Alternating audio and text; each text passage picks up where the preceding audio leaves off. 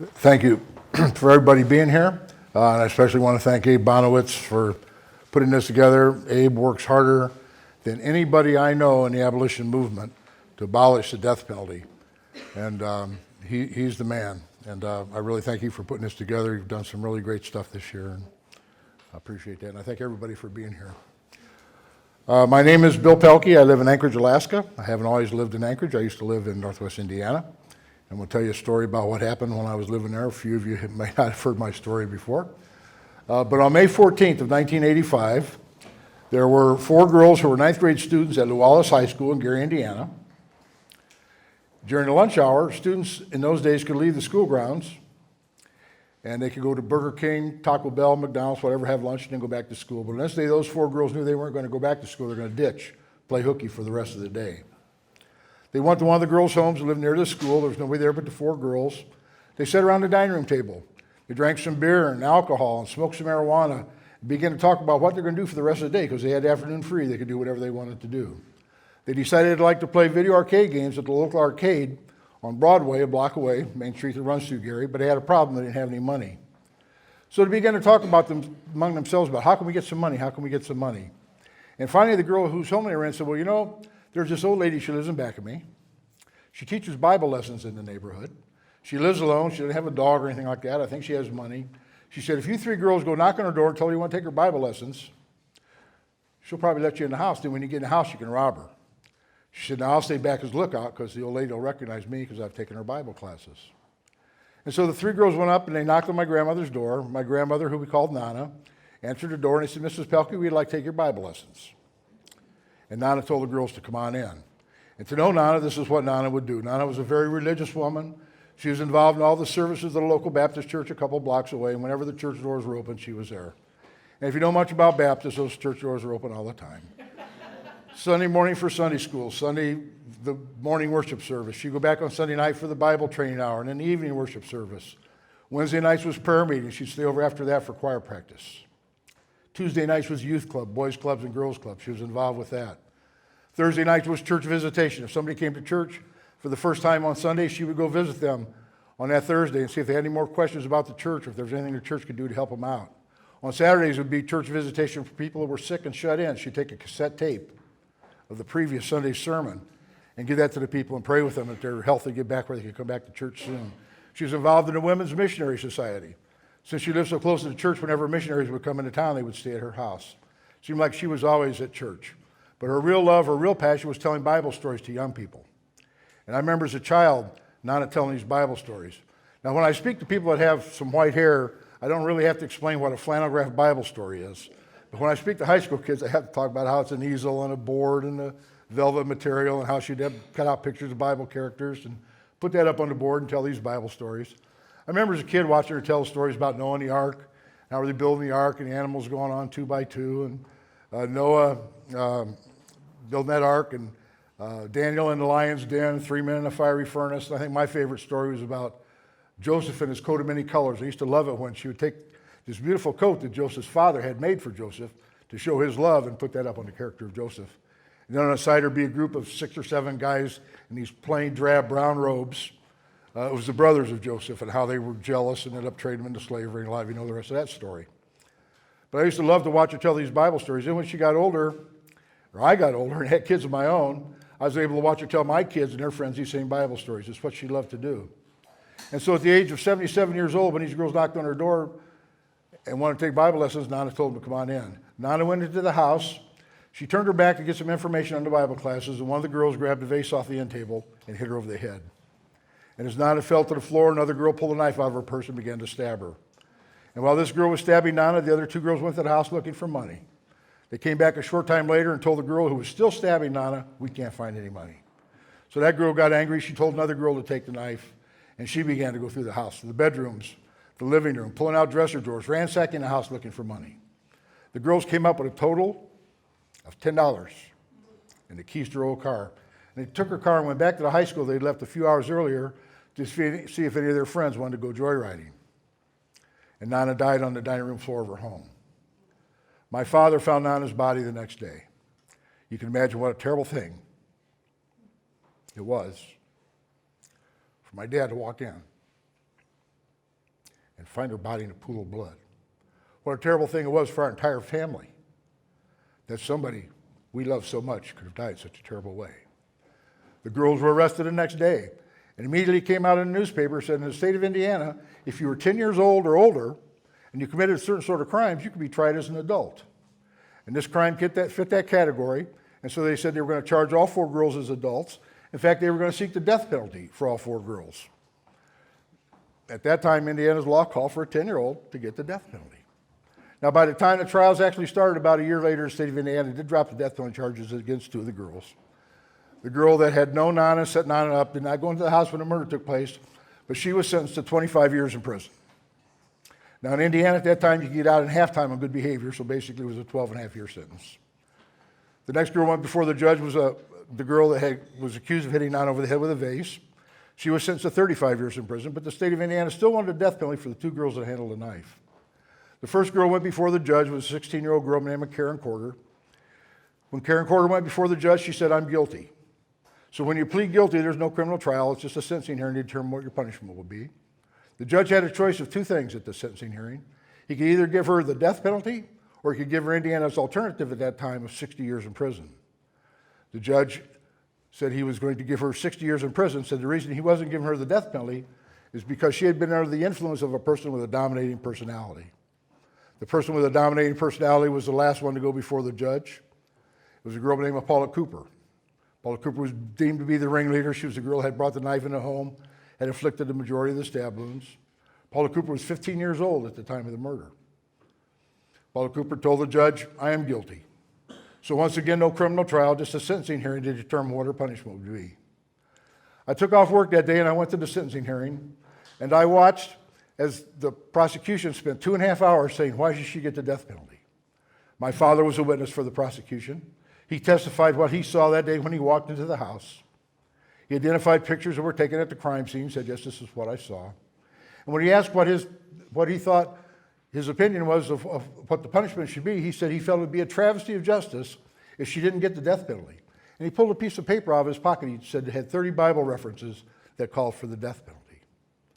And then I watched as the defense spent an hour and a half telling the judge why she shouldn't get the death penalty, but should get the alternative of 60 years. And then the judge gave his verdict, and I'll never forget the words of the judge that day.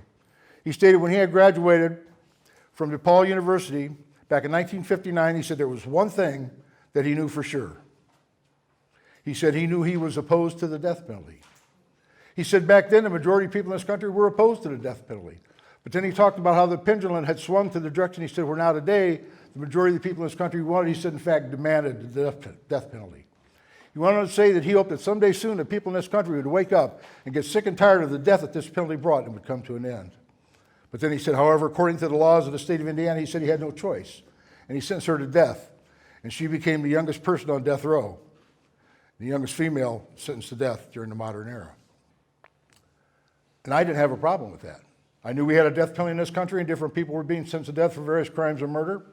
I thought, well, if they're killing people that kill people, then they should kill the person that executed my grandmother. I remember as I walked out of the courtroom, there were television cameras present. It was a big case in Northwest Indiana. And I was asked for my opinion of what had just happened in the courtroom. And I said, hey, I felt like the judge did what he had to do.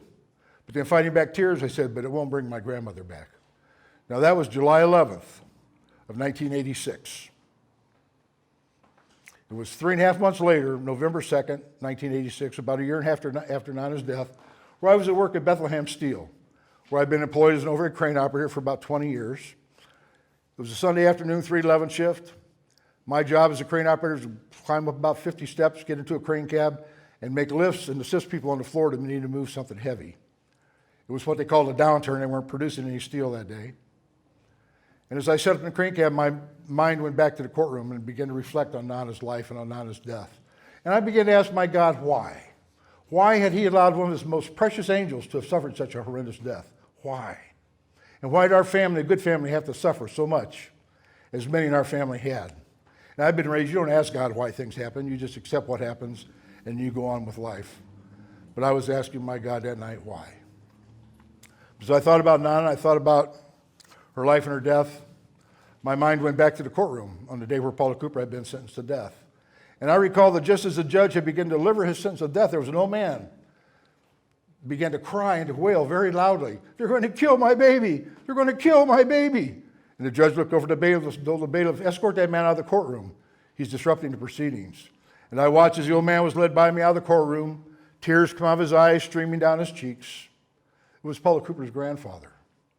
And I recall as Paula Cooper was led off to death row, and I recall seeing the tears come out of her eyes and streaming down her cheeks. And then I began to picture an image of my grandmother. This very beautiful picture was taken of my grandmother shortly before her death. And whenever the newspapers did a story about the trials, about her death, about the death sentence being given, this is the picture would be in the paper. And I began to envision an image of this picture, but with one distinct difference. I envisioned tears come out of Nana's eyes and streaming down Nana's cheeks. And I knew that they were tears of love and compassion for Paula Cooper and her family. I began to think about Nana's faith, the Christian faith, and I recalled immediately three things that Jesus had to say. I recalled the Sermon on the Mount in the book of Matthew, where Jesus said, if you want your Father in heaven to forgive you, you need to forgive other people. And I also thought about when Jesus was teaching the disciples about forgiveness. And some of the disciples didn't quite understand everything that Jesus was saying about forgiveness. And Peter questioned him and said, well, what's the story on forgiveness? How many times are you supposed to forgive somebody? 7 times? And Jesus responded by saying, not 7, but 70 times 7. And I knew that Jesus wasn't saying you're supposed to forgive 490 times and you didn't have to forgive anymore. But Jesus was saying that forgiveness should be a habit. It should be a way of life. We're supposed to forgive, to forgive, to forgive, to forgive, to forgive, to forgive, to forgive, and keep on forgiving. And also, as I sat up in my crane cab that night, I envisioned when Jesus was crucified. And I pictured him, the crown of crowns in his brow, crown of thorns in his brow, the nails in his hands and his feet, and Jesus looking upward and saying, Father, forgive them, for they know not what they're doing. And I felt to myself, Paula Cooper didn't know what she was doing. Somebody in the right mind doesn't take a 12-inch butcher knife and stab somebody 33 times. That what happened that day at Nana's house was a crazy, crazy, crazy, senseless act. And I kind of thought, oh no, my faith is telling me I should forgive. But I wasn't ready for that. But once again, I began to envision this beautiful picture of Nana become very, very dear and very special to me. And seeing the tears come out of her eyes and streaming down her cheeks, there was no doubt in my mind that they were tears of love and compassion for Paula Cooper and her family. I knew that Nana would not want this grandfather to have to go through what a grandfather would have to go through to see a granddaughter he loved very much strapped into the electric chair and the volts of electricity put to her till she was dead. I knew she wouldn't wish this on that old man. And I also thought about Paula Cooper. Even though she had brutally and heinously killed Nana, Nana invited her into her house because she wanted to tell these girls about her love for God and the love of Jesus. And I felt that Nana had been more interested that somebody from our church or from our family or community tried to continue to share that same faith. I felt Nana wanted me to have that same sort of love and compassion, but I didn't have any. I knew forgiveness was the right thing, but love and compassion was another story. I didn't have a bit. But so convinced that's what Nana would have wanted, I felt I needed to try to generate some sort of love and compassion. I felt if I didn't at least try, then whenever I think about Nana again, I'd feel guilty that I hadn't tried. And I didn't want to feel guilty when I thought about Nana.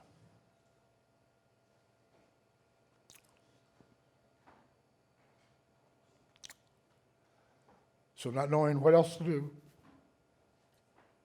with tears coming out of my eyes and streaming down my cheeks, I begged my God to please, please, please give me love and compassion for Paula Cooper and her family, and do that on behalf of Nana. And I prayed it in Jesus' name. It was just a short prayer. But I began to think I could write this girl a letter. I could tell her about Nana. I could share Nana's faith with her. And I began to realize that prayer of love and compassion had been answered, because I knew that I no longer wanted her to die, and I wanted to do whatever I could do to try to help her. I learned the most important lesson of my life that night. It was about the healing power of forgiveness. Because when my heart was touched with love and compassion, the forgiveness was automatic. I didn't have to try to forgive her. The forgiveness took place. And when it took place, it brought a tremendous healing. It had been 1.5 years since Nana's death. And during that period of 1.5 years, whenever I thought about her, I envisioned how she died. And it was horrendous because I envisioned her butchered on the dining room floor. The dining room where our family gathered every year for Christmas and Easter and Thanksgiving and birthdays and happy, joyous occasions. But I knew that when God touched my heart with that love and compassion, and that forgiveness took place, that whenever I think about Nana again, I wouldn't think about how she died, but I would think about how she lived, what she stood for, what she believed in, the beautiful, wonderful person she was. It was a great moment for me. Some people call it epiphany, a mountaintop experience, transformation, call it whatever you want. But I knew immediately that my life was going to be different. And before I left work that night, I made my God 2 promises. First promise that any success that would come into my life as a result of forgiving Paula Cooper, that I would give God the honor and glory. It was something I couldn't take credit for, because God had touched my heart and made that forgiveness possible. The second promise, if I had any idea what I was promising that night, I'd have been too scared to have made the promise. But I promised my God I would go through any door that opened up as a result of forgiving Paula Cooper. When I walked down the crane stairs that night, I knew that my life was going to be different. I didn't know how, but it was going to be different. I got in contact with Paula Cooper's attorney the next day, and we developed a relationship. It's a long story. I'm not going to tell you all the things that happened, but I'm still convinced to this day there's a miracle took place that night up in the crane. A lot of things have happened since that night, but I've had the opportunity, the doors that have opened, got involved in an international case to help get Paula Cooper's case overturned, and over 2 million people, mostly from Europe, not from the United States, but mostly from Europe, signed petitions to ask that Paula Cooper be taken off of death row. Pope John Paul II sent a letter to the governor of Indiana, asked that she not be executed. And the legislators in the state of Indiana were very embarrassed at all the international attention. And the legislator says, wow, people around the world think we're killing 10-year-olds. We're not. 15 maybe, but not 10. But the legislators here in Indiana said, well, we've got to do something about that. And so they had a long debate, a long, hard debate on raising the age limit.